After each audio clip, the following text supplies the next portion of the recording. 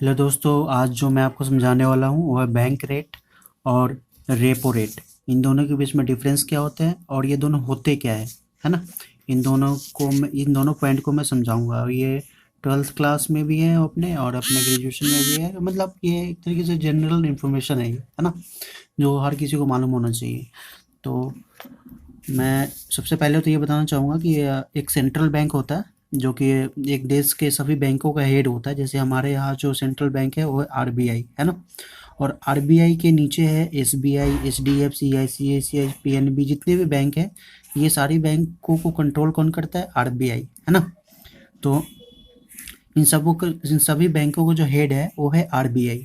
और ये सभी बैंक इनके कंट्रोल में है। किसके कंट्रोल में? आरबीआई के कंट्रोल में ये सारे बैंक है।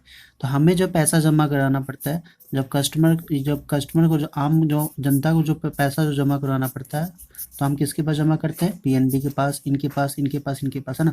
हम डायरेक्ट आरबीआई के पास पैसा जमा नहीं करते। हमें लोन भी लेना होता था, हम किससे लेते हैं? पीएनबी से या एचडीएफसी से या एसबीआई से लोन लेते हैं, है ना। तो ये सारी बैंकें जो होती है ये कमर्शियल बैंकें होती है ना। तो हमें जो आम जनता को जो लोन लेना होता है या कुछ भी पैसा लेना होता है तो हम इन बैंकों से लेते हैं, कमर्शियल बैंक से। हम सेंट्रल बैंक से हम पैसा नहीं लेते। अब देखो, बैंक तो हमें, मान लो हमने कोई उधार लिया है इन बैंकों से, एचडीएफसी से, एसबीआई से, हमने क्या लिया? उधार लिया।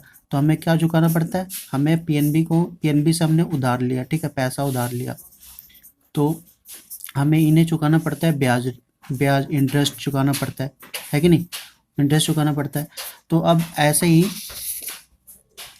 कभी कभी इनके पास भी पैसे की कमी हो जाती है। किनके पास? इन बैंकों के पास। तो ये बैंक अब इनको भी उधार की जरूरत पड़ती है ना। तो ये उधार किससे लेते हैं? आरबीआई से लेते हैं ये, है ना। क्योंकि इन सब का बैंक कौन है? आरबीआई है। तो हम कह सकते हैं कि जैसे कि जिस तरीके से हम लोन लेने के लिए पीएनबी में जाते हैं, है ना, तो हमें लोन मिल जाता है। उस लोन पे हमें इंटरेस्ट देना पड़ता है, ब्याज देना पड़ता है। उसी तरीके से पीएनबी को अगर लोन चाहिए, पीएनबी या इन बैंकों के, और भी बहुत से बैंक है, ईटीसी, है ना, बहुत सारे बैंक है। उन सभी बैंकों को अगर लोन चाहिए, पैसा चाहिए अगर, तो वो किससे लेगी? वो लेगी आरबीआई से, है ना। तो आरबीआई भी इन पे कुछ इंटरेस्ट रेट चार्ज करता है। जैसे कि हमें अगर पीएनबी अगर पैसा देती है तो हमें ब्याज देना पड़ता है उस पे, है ना। उस पैसे पे पैसा भी देना नहीं पड़ता, साथ में ब्याज भी देना पड़ता है। उसी तरीके से सेम टू सेम पीएनबी भी अगर आरबीआई से अगर पैसा लेती है तो पीएनबी को ब्याज देना पड़ता है आरबीआई को। उसी को हम कहते हैं बैंक रेट और रेपो रेट। लेकिन इन दोनों में डिफरेंस होता है। इन दोनों में डिफरेंस बस इतना है, ये लॉन्ग टर्म और शॉर्ट टर्म का डिफरेंस। सबसे पहले तो ये समझ लीजिए लॉन्ग टर्म और शॉर्ट टर्म क्या होता है। लॉन्ग टर्म का मतलब है मोर देन 1 ईयर, है ना। कभी कभी बैंक जो है ना, अगर पीएनबी पीएनबी अगर लोन लेती है आरबीआई से, आरबीआई से अगर लोन लेती है पीएनबी, है ना, आरबीआई से लोन लेती है पीएनबी, तो फिर इसे, और लॉन्ग टर्म के लिए 1 साल से ज़्यादा के लिए, मोर देन, लॉन्ग टर्म मतलब मोर देन 1 ईयर, 1 साल से ज़्यादा के लिए अगर लोन लेती है पीएनबी तो इसे ब्याज देना पड़ता है, इसको ब्याज। और उसी ब्याज को हम कहते हैं बैंक रेट। जिस रेट पे पीएनबी आरबीआई से पैसे उधार लेती है उसी रेट को हम कहते हैं बैंक रेट।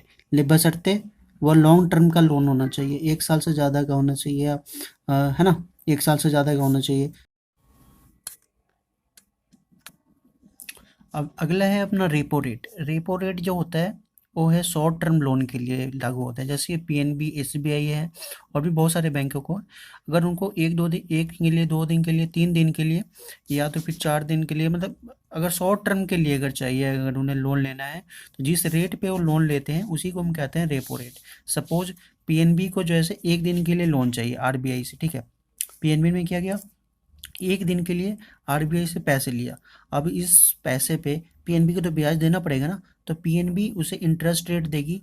और किसको? आरबीआई को। 1 दिन के लोन के लिए जितने पैसा लिया होगा, करोड़ों जितने रुपए, अरबों रुपए जितने भी लिया होगा पीएनबी ने, उस पीएनबी को देना पड़ेगा, आरबीआई को इंटरेस्ट रेट देना पड़ेगा, साथ में अमाउंट भी देना पड़ेगा ना। तो जिस इंटरेस्ट रेट पे आरबीआई पीएनबी को शॉर्ट टर्म के लिए जो लोन देती है उसी को हम कहते हैं रेपो रेट। ठीक है, तो यही है दोनों डिफरेंस। जो मेन जो डिफरेंस है बैंक रेट और रेपो रेट के बीच में, वो है लॉन्ग टर्म और शॉर्ट टर्म के कारण है। लेकिन दोनों हैं, ब्याज वही ब्याज है जिस ब्याज पे आरबीआई कमर्शियल बैंक को लोन देती है, उसी ब्याज दर को बैंक रेट और रेपो रेट कहते हैं। लेकिन दोनों के बीच में डिफरेंस ये है कि ये जो है बैंक रेट है ये लॉन्ग टर्म लोन के ऊपर लगता है, और ये जो रेपो रेट है ये शॉर्ट टर्म लोन के ऊपर लगता है। तो ये दोनों डिफरेंस थे। अगर आपको समझ में आ गया तो ठीक, नहीं समझ में आया कोई बात नहीं, आप कमेंट कीजिएगा, मैं दोबारा समझाने की कोशिश करूँगा।